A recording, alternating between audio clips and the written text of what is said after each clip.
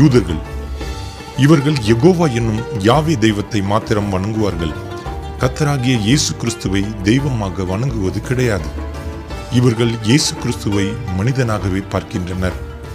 யூதர்கள் இன்றும் மேசியாவின் வருகைக்காக காத்துக் கொண்டிருக்கின்றனர். இஸ்லாமியர்கள். இவர்கள் ஒரே தேவ கொள்கையில் வைராக்கியசாலிகள் என்று சொல்லலாம்.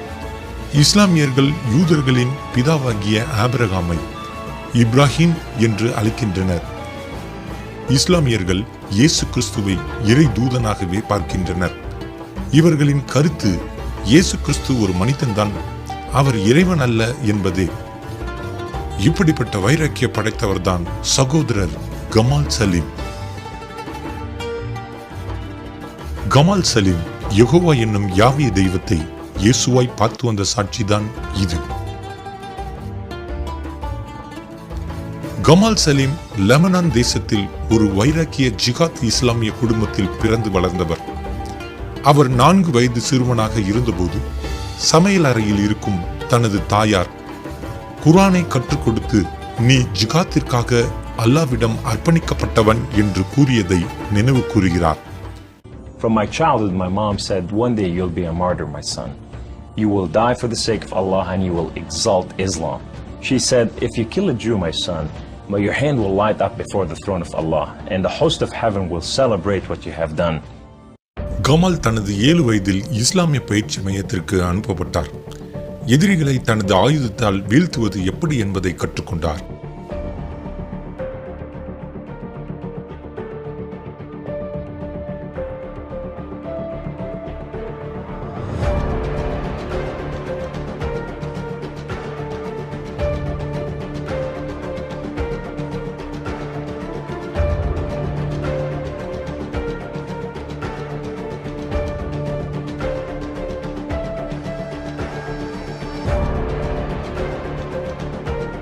We were training for what's called culture jihad, which is shifting cultures. Culture jihad it's unlike the sword, unlike the rifle, it is the jihad that will come into your world. தனது 20 வயதில் ஜிகாத் கலாச்சாரத்தை பறைசாற்றுவதற்கு அமெரிக்க தேசம் சென்றார் Kamal. In Islam, liberty, freedom, monarchy, all these are idols and these must be brought down. So the liberty that you have in the United States of America, it's anti-Islam, so America must be changed. So I moved to the Bible Belt specifically. The Bible Belt was the strongest of strongest. That's where the stout Christians are. And I want to take on the best of the best because I considered myself as a sword of Islam. I thought I'm anointed, I'm unique, I'm selected, I'm coming to a country and a culture to change it and I have the power of Allah with me. 1980களில் Kamal அமெரிக்க தேசத்தில் மத்திய மேற்கு பகுதியில் ஒரு சிறிய நகரத்தை தேர்ந்தெடுத்து இஸ்லாமிய நம்பிக்கை கொண்ட சில நபர்களை பணியமர்த்த முடிவெடுத்தார். ஒரு மதிய வேளையில் தன் வெறுத்த யூத கிறிஸ்தவர்களின் கையில் கமாலின் வாழ்க்கை கொடுக்கப்பட்டது. ஆம், Kamal விபத்துக்குள்ளானார். I was going from one place to another to do a recruitment, and that day I had a car wreck. The car wreck was so severe, I ejected out of my car, landed on my neck, broke my neck in 2 places. This man came running to me, and he said, don't worry, we're going to take care of you, and everything's going to be all right.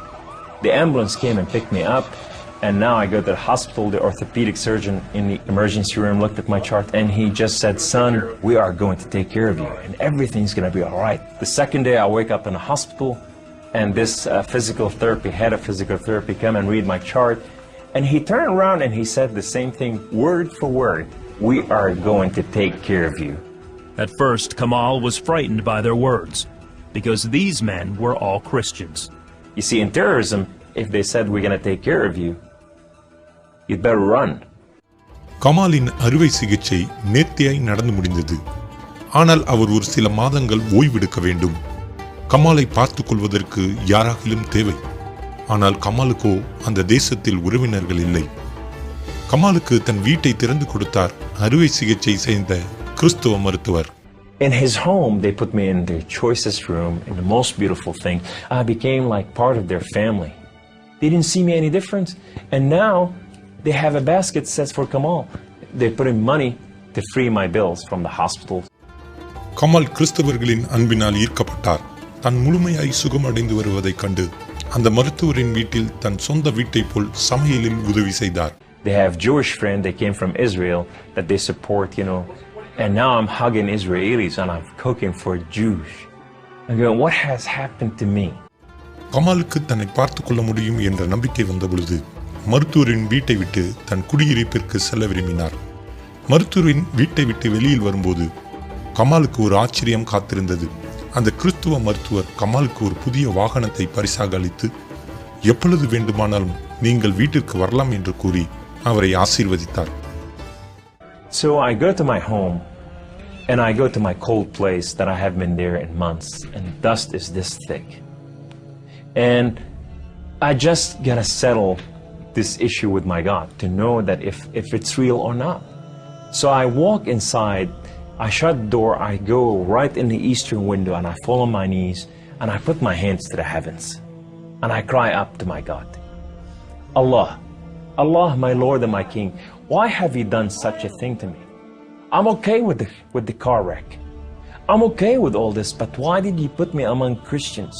I'm confused. These Christians and Jews, they're good people. There's nothing wrong with them.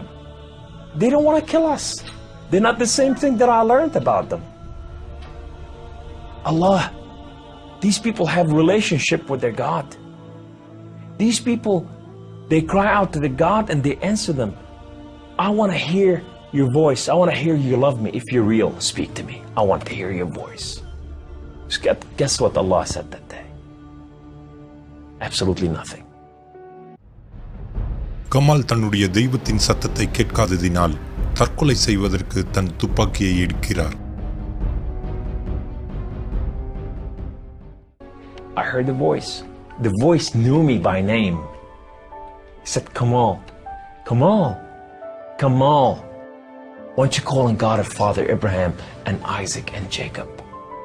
And now I fell on my knees and I put my hands to the heavens immediately as I heard the voice, and I cried out with every fiber within me, God of Father Abraham, if you are real, would you speak to me? God of Father Abraham, if you are real, I want to know you. Well, God of Father Abraham came to the room, and he filled the room with his glory, and his name was Yahweh. The Lord is one. In his hand, he has holes in his hand. He has holes in his feet.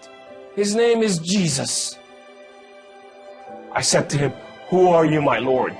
Who are you? He said, I am that I am. I said, I'm a simple man with a simple mind. What is that supposed to mean? He said, I am the Alpha. I am the Omega. I am the beginning. I am the end. I am everything that is in between. I have known you before I formed the foundation of the earth. I have loved you before I formed you in your mother womb. Rise up. Rise up, Kamal. Kum. You are my warrior.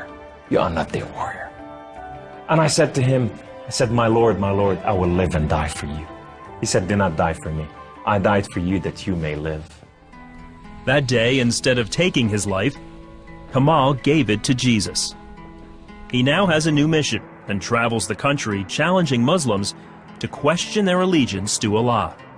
My heart desire is to reach out for my brothers and sisters, the Muslim out there, 1.5 billion Muslim, that they are living out there and they have not tasted freedom, and that freedom in God.